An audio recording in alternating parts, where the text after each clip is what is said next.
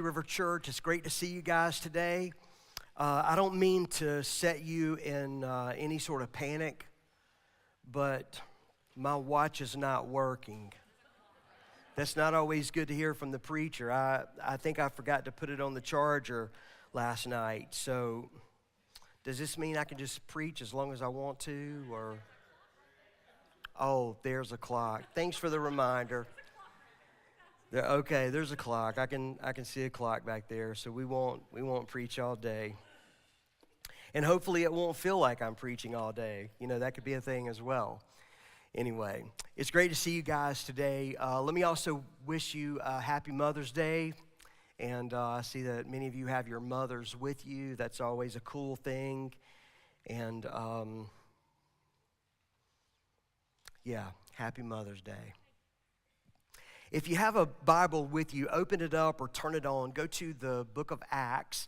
That's in the New Testament, just in case you haven't been with us during this series. We're doing a series called The Vintage Church, where we're in our 25th year of ministry here at Rocky River Church, and we're going back to the book of Acts that really tells the story of the early church and how the gospel, the good news of Jesus Christ, moved out of Jerusalem and began to move out through the Roman Empire. And, you know, Acts doesn't go this far, but ultimately the gospel's taken to the ends of the earth, or it's in process. And so we've been going back to look at the early church to try to understand more about who God wants us to be as his people living in the 21st century. Today, we're going to look at a lot of verses, and frankly, you don't have all of the verses printed in your message notes, but we're going to start in Acts chapter 6 by looking at verses 8 through 15. But here's the thing, and this is going to be a little bit tricky. For months, literally for months, I've been trying to figure out how to teach and preach from some of you. I think I just heard somebody say, still haven't figured that out, have you? Well, there was more behind that. I'm not talking about how to teach and preach in general, but how to teach and preach and unpack Acts chapter 7, because it is 60 verses. That's a lot of verses. That's a lot of stuff to unpack. And really,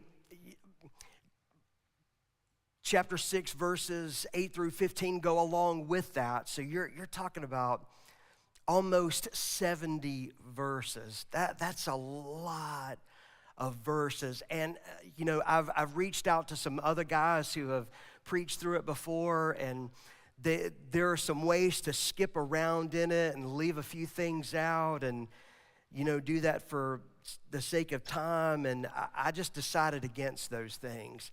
I don't want to gloss over it. Maybe gloss over it's not really what they meant, but I think it's all important. There's some important things. So what I'm going to do is I'm going to break this message up into two parts. It may be even turn into to three messages. I don't know, but we'll just see. But there are important things here, and I'll tell you, at least for me, what really ramps this up. And I'm not trying to say that parts of the Bible, some parts are more important than others. It's all important.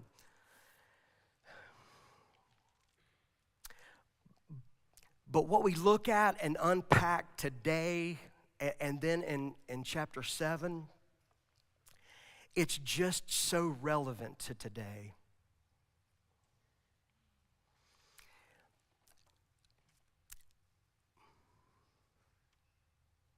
I think it would be a shame to gloss over it. And frankly, I don't know when we'll be back in the book of Acts.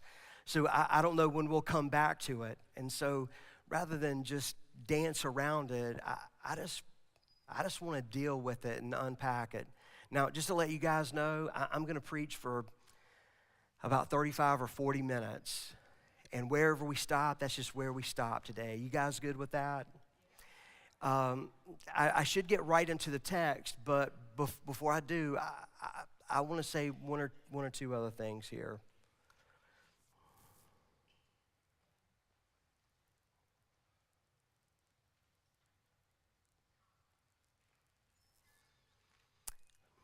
I like to teach the Bible because it's what I'm called to do. Whether I do it well or not, it's not really for me to say. I'm always working on it. I'm always studying. I'm a student of teaching and telling stories, and that's what the Bible is. It's stories. Not once upon a time stories, not made up stories, but they're stories. And one of the struggles I've had for so many years as a preacher, as a teacher, as a communicator in general, is that when it comes to the scriptures, we're always trying to help people apply things to their lives, to apply the scriptures to their lives. And here's the thing.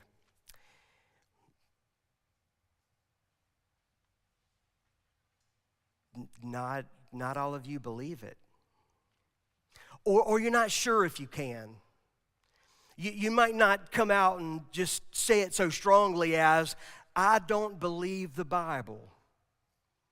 But I can tell you that even talking to many believers, I hear the angst in their voice at times, and just some insecurity that they feel around the Bible, and what do you take literally, what do you not take literally. And the Bible becomes this mystery book in a sense that people don't feel like they can read it and understand it and live by it. And I've been a pastor for nearly 30 years. I don't think I have 30 more years left in me. I hope so. We'll see. But for the rest of my ministry, and the Lord willing, for the rest of my natural life, I want to help people, you, to know that you can believe in the scriptures. And it's not just about the book. It's the message of the book. It's what and who the book is about. I want you to feel like whether you have a high school education or you don't, whether you've been to college or you haven't, I want you to feel like you can pick up the Bible, read it, and understand it. Because really what you have here is God trying to speak to you.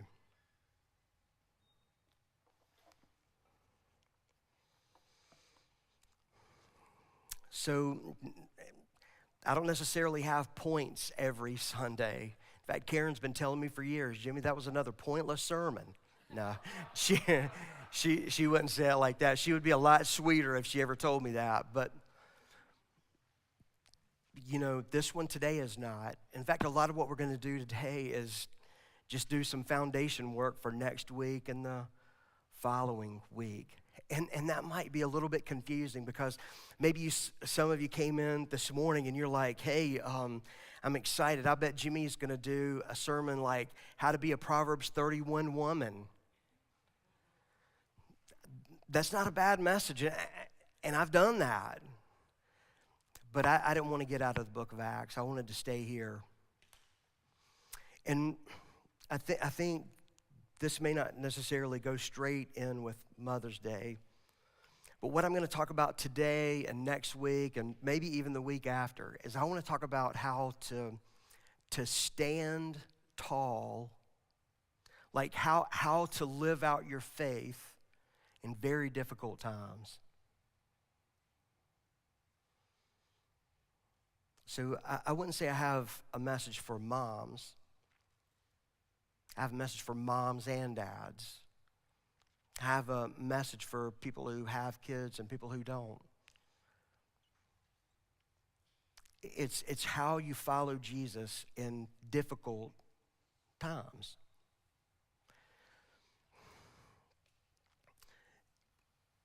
When it's not easy to follow him.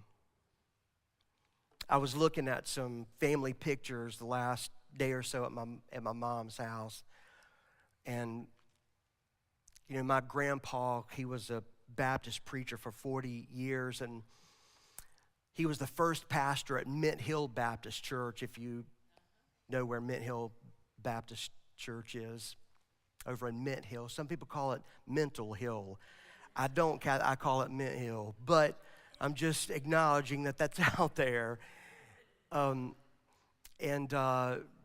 are some really interesting pictures that are up on a Facebook page now, maybe from the church, but it could be family. I can't really remember, but it's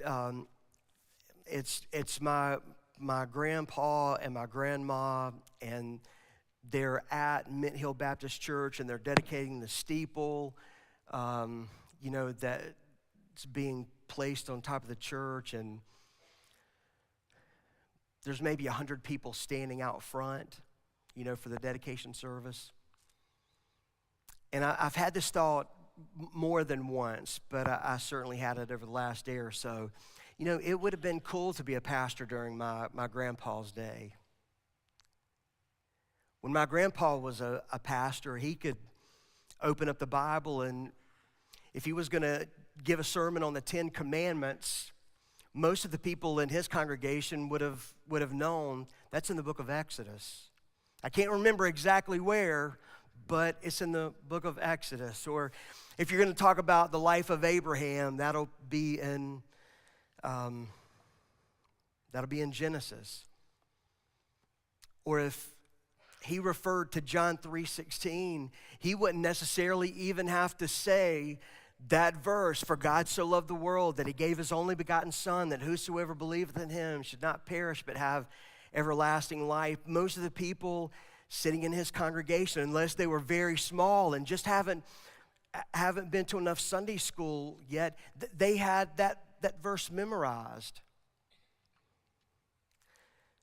It would in some ways be nice to preach during that time when pastors seemed to live up to a standard and they were recognized in the community as leaders. Let me give you an example. Some of you have heard me use this before.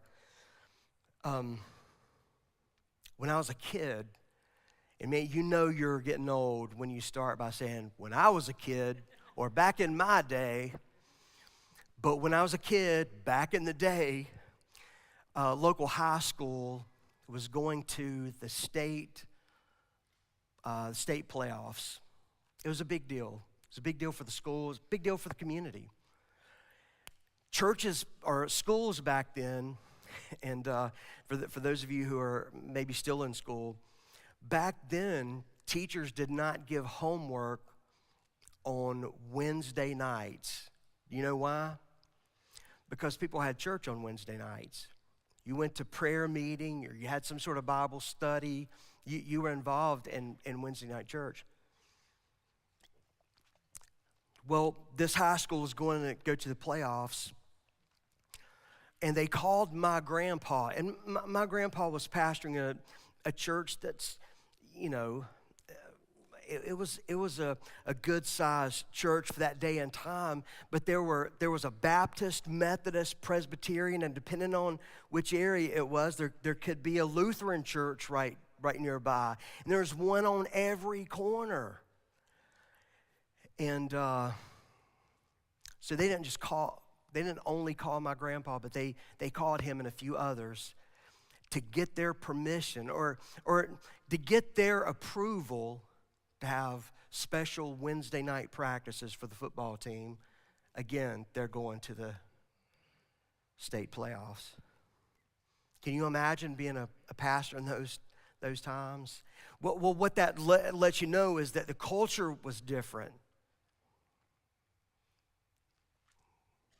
I remember when one of my younger cousins started playing baseball, and they had a Sunday game. See, when I was a kid, you didn't have Sunday games. The reason you didn't have Sunday games is because you wouldn't have any players. The reason you didn't have players is because people went to church on Sunday. And they seemed, for the most part, to be serious about it. And things have changed. Now, what also makes that exciting is I don't have to come in on a Sunday morning on a unicycle to try to get your attention. That would get your attention, though, wouldn't it? As I'm thinking about it, that I'm not going to, so don't even ask. No emails, or if I came in on a pogo stick, that might even be better.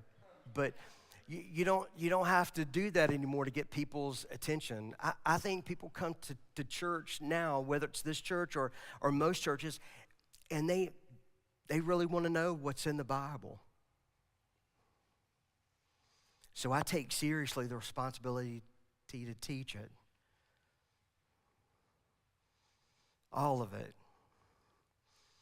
Even the difficult parts. There's some things in the Bible that would just be a lot easier on me and maybe you too if we just preached around them and didn't talk about them. But that wouldn't be right. And here's why I say that, and we'll get into the text.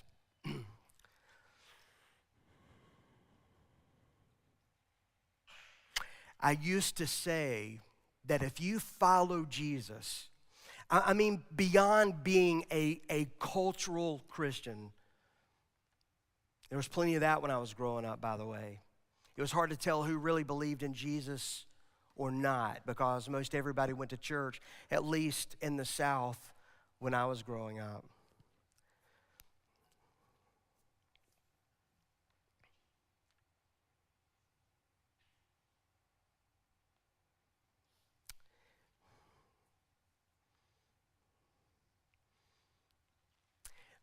It would be nicer to just deal with the softer things.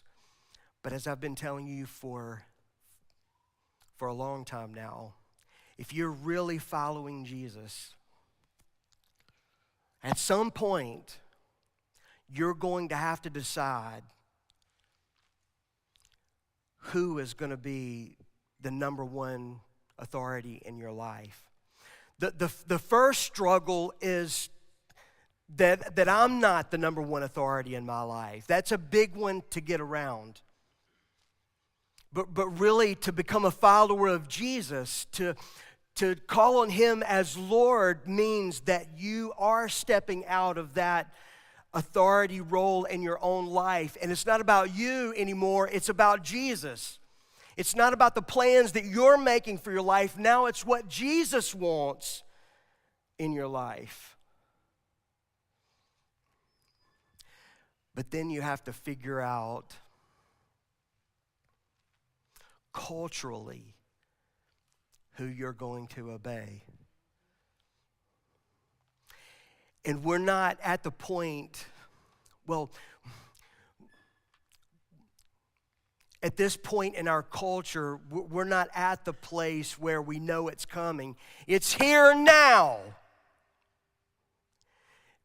Right now, culturally, you have to decide, who are you going to follow? Are you going to follow Jesus or not?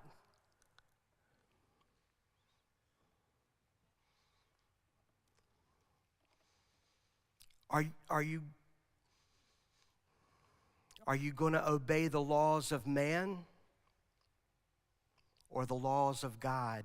I'm a firstborn kid. I have a sister. She's only 15 months younger than me, but technically I'm the oldest. I'm a rule keeper, mostly. Now, I do realize I have some teachers growing up that may be watching this message today, and they're sitting there with their arms crossed going, I've got to call Jimmy. He is not a rule keeper. Not always, but I skew that way. I'm also a proud American, and I want to be a good American. But when your country moves further and further and further away from Judeo-Christian values, I have to make some decisions. and you do too.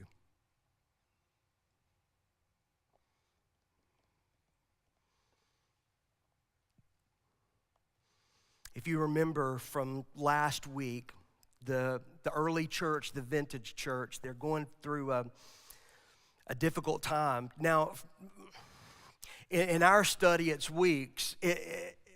If you're looking at a real timeline, for about a year now, the church has been going through some difficult things. They have enemies outside of the church. It seems like there are some enemies inside the church. Last week, we saw that they're going through growing pains. And right now, most of the people who are becoming followers of Jesus, that they're hearing the message of the good news in Jerusalem, and nearly all of them are Jews. Problem was to get more leaders, and Stephen, the man that we're going to read about today and at least next week, he's one of those early deacons, one of those early church leaders. Again, he really becomes the focus here. Verse 8 in Acts chapter 6 says, "Now Stephen, a man full of God's grace and power, performed great wonders and signs among the people."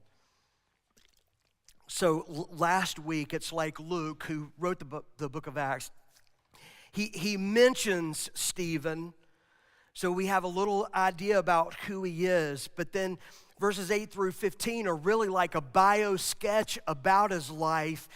And that's going to be really important because of what happens in the next part of the story.